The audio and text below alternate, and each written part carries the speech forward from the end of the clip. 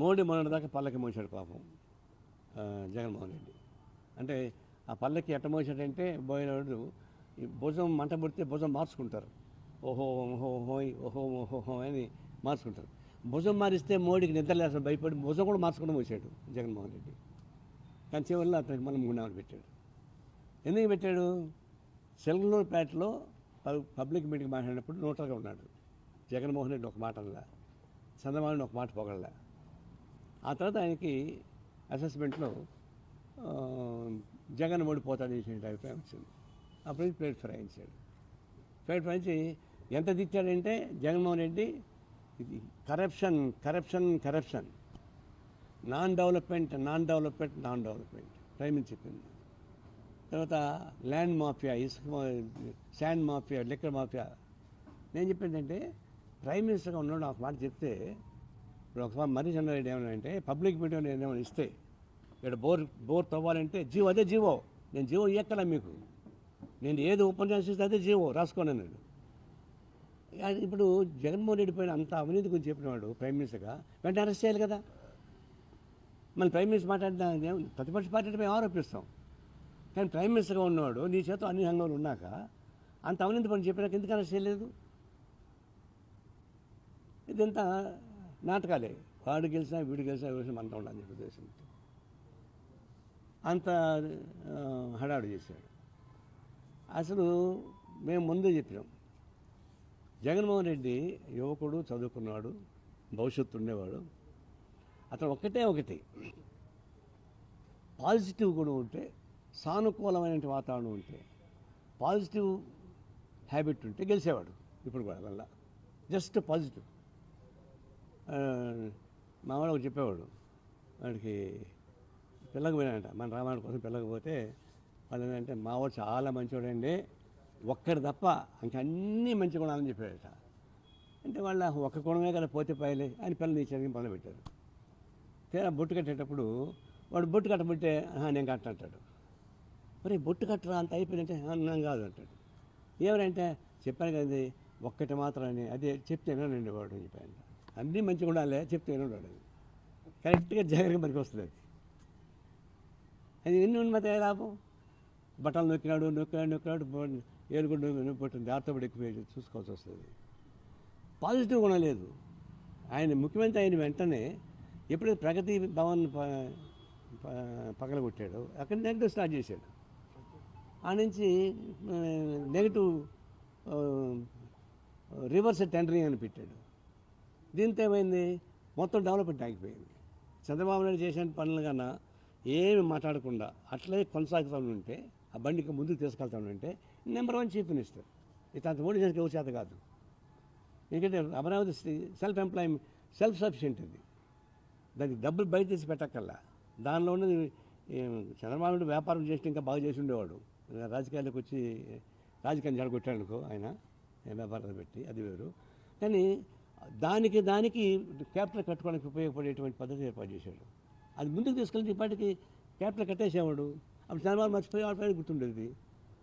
పోలవరం ముందుకు తీసుకెళ్ళి పోలవరం అయిపోయి ఉండేది. ప్రత్యేక హోదా సంపాదించుంటే ఇంకా గట్టిగా ఉండేవాడు.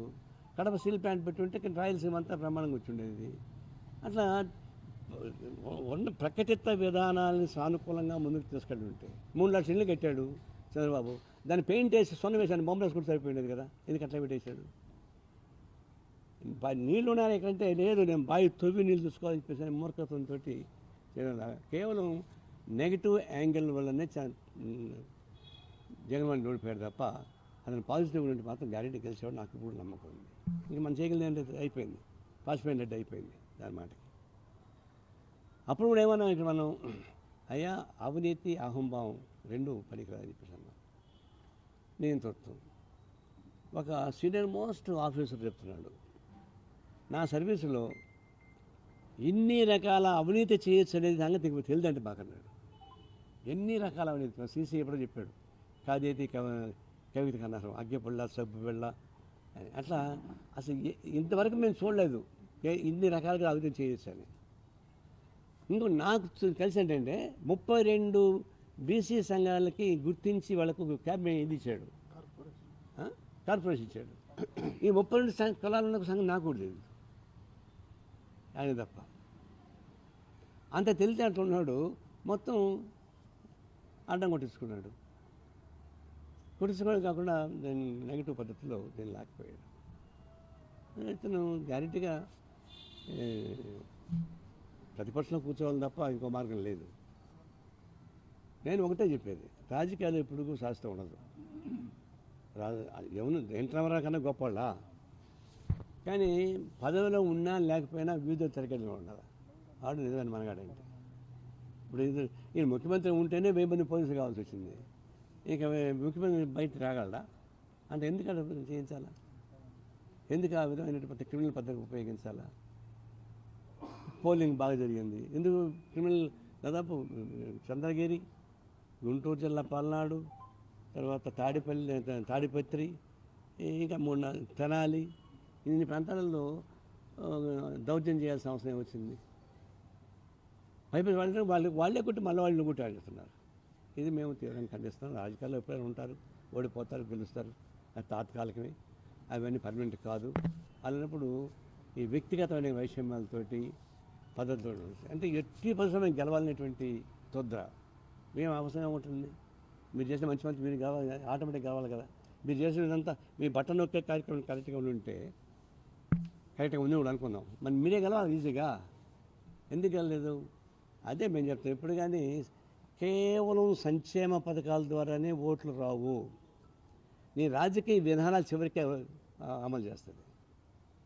రాజకీయ విధానాలు డిసైడ్ చేస్తుంది తప్ప ఇది ఏమనుకున్నాను. ఇప్పుడు డబ్బు సొత్తు ఇచ్చాడా?